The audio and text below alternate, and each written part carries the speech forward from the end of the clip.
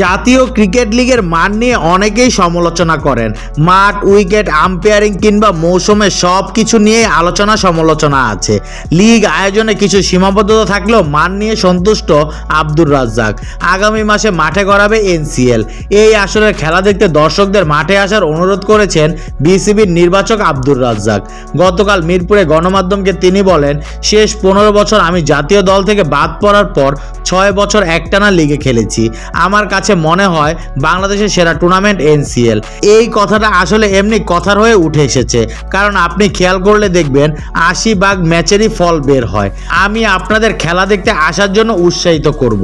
যদি একটু আসেন, মাঠে এসে খেলা দেখবেন, খেলা দেখলে ভালো লাগবে আর এই ভাবনাটা থেকে বের হয়ে আসতে পারবেন। তারকা ক্রিকেটারদের এনসিএল এ না খেলা নিয়ে রাজ্জাক বলেন, প্রথম কথা, যারা টেস্ট খেলে তাদের জন্য অনেক সময় বের করা সমস্যার ব্যাপার হয়। আরেকটা হলো ওয়ার্কলোড ম্যানেজমেন্টের ব্যাপার আছে, যেটা মেডিকেল টিম দেখাশোনা করে। এটা একটা বড় কারণ। আমরা তাদের উৎসাহ দেই যে যখন ফ্রি থাকে তারা যেন খেললে ভালো হবে, টুর্নামেন্টের মান বাড়বে।